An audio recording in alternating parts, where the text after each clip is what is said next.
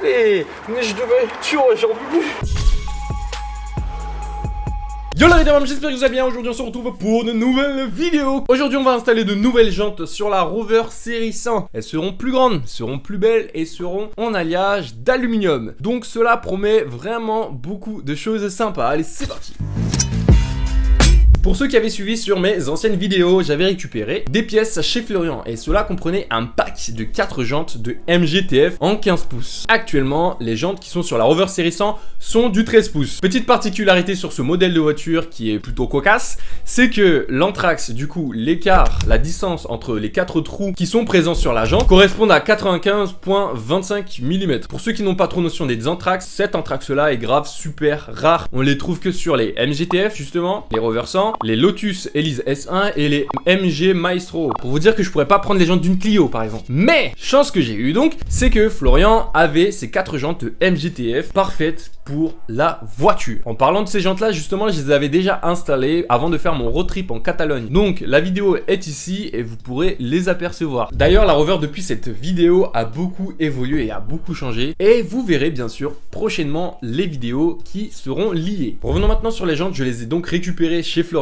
Et elles avaient déjà des pneus installés dessus. Justement, les pneus étaient beaucoup trop gros et beaucoup trop épais. Et du coup, le truc, c'est que quand j'installais la jante dans le passage de roue, bah ça bloquait et la roue tournait carrément pas. Donc, je devais vraiment attendre d'avoir de nouveaux pneus pour pouvoir les installer sur la voiture. Ce que donc j'ai fait dans cette vidéo, j'ai donc reçu des pneus que j'avais commandé à un très gentil monsieur d'ailleurs qui me les a envoyés et tout. Si vous regardez cette vidéo d'ailleurs, merci à vous parce que ça m'a grave dépanné. Nous allons alors voir aujourd'hui l'installation de tout ça. Et bien sûr, à la fin de la vidéo, on va se retrouver pour les explications du type homologation, tenue de route, performance et également amélioration ou non due à ce changement. Attendez, n'oubliez pas de cliquer la cloche à côté du bouton s'abonner pour avoir un avertissement à chaque fois que je sors une vidéo. Rappelez-vous, je sors donc une vidéo par semaine, mais parfois il m'en arrive d'en sortir 2. Donc ne soyez pas surpris si vous avez une notification. Bah, c'est tout au bénéfice de tout le monde parce qu'on se voit plus souvent. Pour ceux qui souhaitent me soutenir, vous retrouvez un lien dans la description, mon Utip, où vous pourrez donc visualiser une vidéo pour soutenir la chaîne YouTube. Allez, maintenant c'est parti pour cette vidéo. Ok. Et ça y est, les pneus sont arrivés. Là, je viens de recevoir l'appel donc du relais colis. Je vais être tout content. Je vais aller chercher les 4 pneus pour les jantes en 15 pouces. Je sais pas si je vous l'ai dit tout à l'heure. Bah, le propriétaire m'a fait une surprise dans le carton. Je suis en train de prendre la Fiesta pour aller récupérer ces beaux pneus pour les jantes de 15 pouces. Je suis très content, j'ai très hâte de les installer. Allez, à tout de suite. Ok, ça y est, je reviens du relais et j'ai reçu les 2 colis super bien emballés. Voilà, ça, ce seront les pneus qui sont en taille 165 de large, 45 de hauteur et en 15 pouces de taille. Du coup, je me frotte le ventre. Je vais enlever les cartons, je vais les poser ici. Je pense que je vais les laisser sous la table là. Ouais, sous la table, c'est bien. Ça attendra tout simplement l'installation. Allez. Ok, donc c'est parti pour l'unboxing du carton avec les pneus. Je fais attention avec le cutter pour ne pas aller trop profond, pour ne pas abîmer le caoutchouc sur les pneus bien sûr. Donc ici j'ai 2 pneus par carton. J'ai vraiment l'impression de déballer un cadeau d'anniversaire. Franchement c'est cool, voilà, les 2 pneus sont maintenus avec du scotch tous les deux. L'emballage est carré, merci encore à l'expéditeur. Au niveau de l'état franchement ils sont cool. Ils sont cool.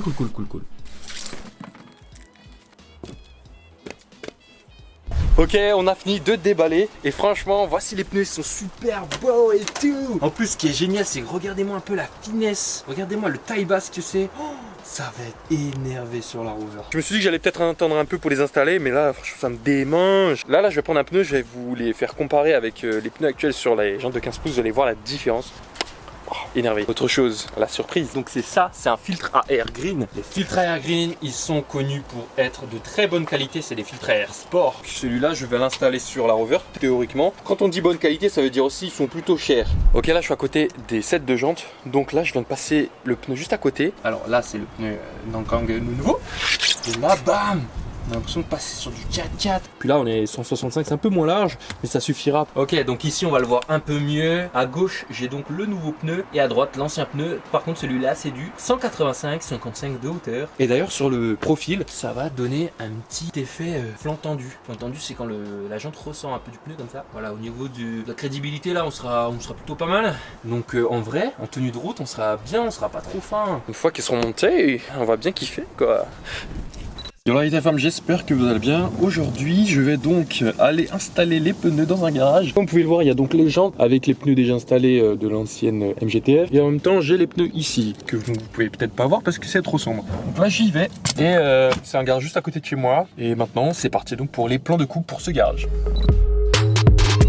Le garage où je suis allé, le garage Pacemaker, c'est donc un garage multimarque spécialisé dans les véhicules japonais mais aussi dans l'hybride. Ils sont vraiment doués dans ce qu'ils font et j'aime vraiment leur manière de travailler. Ils se situent à Champagne-sur-Oise et ils sont reconnus dans toute la région Île-de-France. Pour vous expliquer un peu, il y avait quand même une Supra à l'intérieur, donc le propriétaire avait vraiment grande confiance en leur expertise. Ce que j'ai kiffé en entrant dans leur garage, c'est l'esprit vraiment passionné qu'il y a à l'intérieur. En plus de ça, le personnel est super prévenant et finalement c'est appréciable d'avoir du bon travail comme ça. Et je vous assure que c'est rassurant de faire vos travaux de véhicule par un garagiste auquel vous avez confiance. Et c'est donc là que j'ai choisi de faire mes jantes. Si un jour vous avez l'occasion d'y aller, passez-y de ma part, ça me fera toujours plaisir de savoir que je lui ai apporté du beau monde. Yo comment ça va aujourd'hui? Et on est le soir, donc qu'est-ce qu'on va faire? Sébastien, après l'installation des pneus, m'a dit que mes jantes étaient un peu oxydées. Il m'a dit faire un bon coup de nettoyage, mec. J'ai pris du produit de chez Sisbril, donc nettoyant jantes. On va aller nettoyer ces jantes là. Va, dépêche-toi. Yo donc on est où tu ris? On est au lave-auto. J'ai pris que les jantes pour la voiture, comme vous pouvez savoir. Ah non, vous ne savez pas, je vous l'ai pas dit. La voiture n'a pas de radiateur actuellement. Là, je suis en train. Mais je t'ai dit de faire la mise au point. Et oui, regardez-moi cette oxydation, c'est vraiment dégueu. Et on va faire une installation propre, ça sur la Rover, parce que maintenant on fait des trucs propres. On va passer d'abord une partie de jet très fort sur les jantes. Ensuite, je vais passer la brosse. Ah, je kiffe cette station parce qu'il y a une grosse brosse en plus. Faudrait que tu appuies sur le bouton après. Hein. Ouais, tu me dis. Je te dis quand tu coupes. Ah, il prend les 50 centimes, c'est cool ça. Et j'ai que 20 centimes. Miskin. Tu vois, alors là, regardez, et la caméra est pas ici.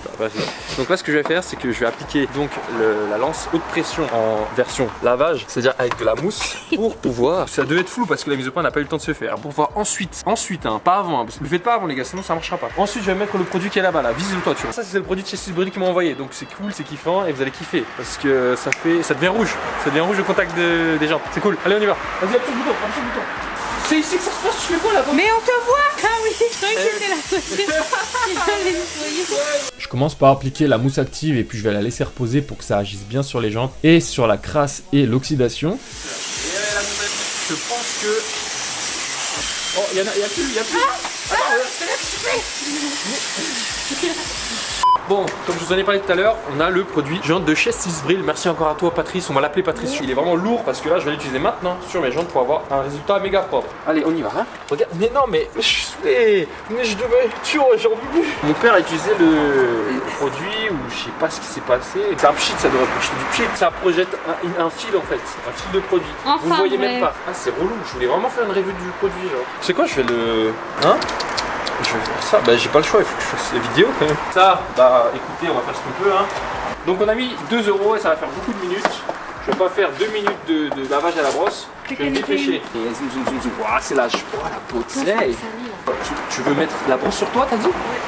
T'es chelou. Renforcer, c'est ce qu'on va faire pour enlever toute... Oh j'ai appuyé, mince. Vas-y, faut y aller. C'est ça. Allez, on y va.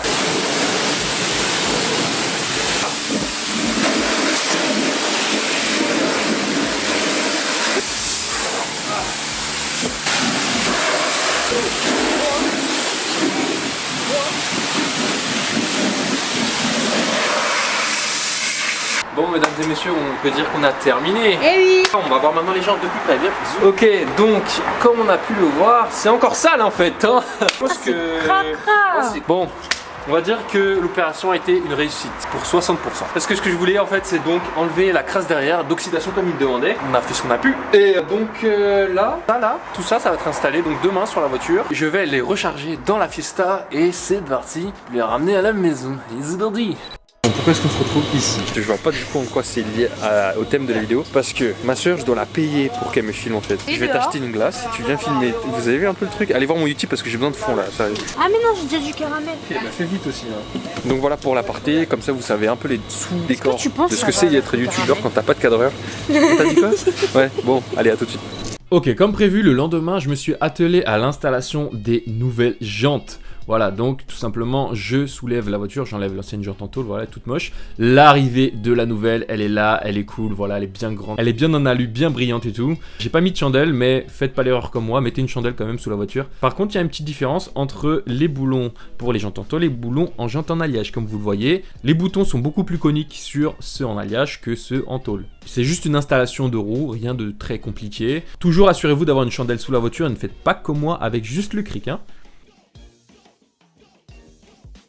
Donc voilà, une petite inspection avant l'installation des jantes. Une voiture assez banale, on va dire, finalement. Une voiture un peu fatiguée, même avec ses anciennes jantes, avec ses anciens Jojo Lever là. Hop, qu'est-ce qui se passe là? Surprise déjà, nouvelle jante à l'arrière comme ça. Ça change tout de suite le caractère de la voiture d'un coup. Et en allant sur le côté, qu'est-ce qu'il y a? Eh ben, la jante ressort beaucoup plus sur le flanc de la voiture, comparé à une jante en tôle et une jante en alliage. Et finalement, voici donc le tout installé, c'est énorme. Donc, on revient sur la largeur des pneus. J'ai plus de contact au sol et j'ai donc plus de maintien sur la route dans les virages et c'est grave lourd. Et niveau style, bah voyez par vous-même. Donc, ce que j'ai remarqué, le style, ah, là, franchement, ça tape les yeux tout de suite. C'était quoi cet accent?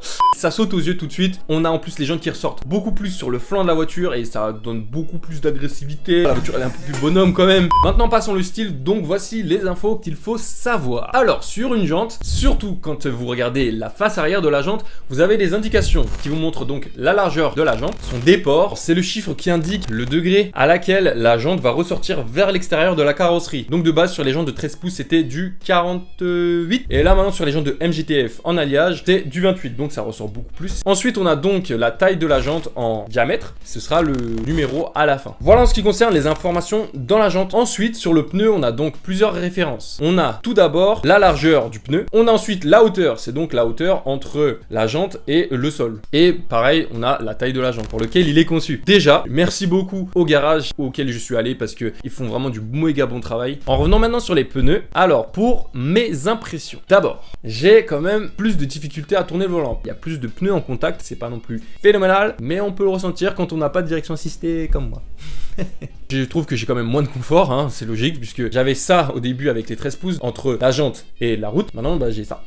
J'ai également ressenti davantage de consommation sur ma voiture, une baisse aussi de la puissance. La jante est donc plus grande que celle de 13 pouces et doit faire plus de tours pour faire le même tour que si elle était plus petite. Petite chose dont j'ai profité quand j'ai fait passer la contre-visite de la Rover, j'ai directement demandé au mec du contrôle technique. Et ce qu'il m'a dit est étonnant. Je devais respecter la même taille de toute la roue entière, donc jante plus pneu, que celle d'origine, pour en fait ne pas fausser le compteur de vitesse. J'ai vérifié, donc je vais vous mettre le site là sur le côté ou dans la description comme d'habitude. C'est un site anglais qui me permet en fait de comparer une précédente monte de pneus et de jantes avec une nouvelle. Ça nous permet de visualiser la nouvelle taille. Les deux correspondaient et c'était vraiment super cool et super rassurant surtout parce que là j'achète des pneus mais ça coûte de l'argent. S'ils rentraient pas, bah j'aurais été un peu embêté quand même. Et finalement il me semble d'avoir lu quelque chose comme quoi il fallait tout de même que les roues ne dépassent pas les passages de roues pour la sécurité et ce qui est logique. Je dis toujours que les jantes c'est l'une des premières choses à faire quand on customise sa voiture et ceux qui sont d'accord avec moi, bah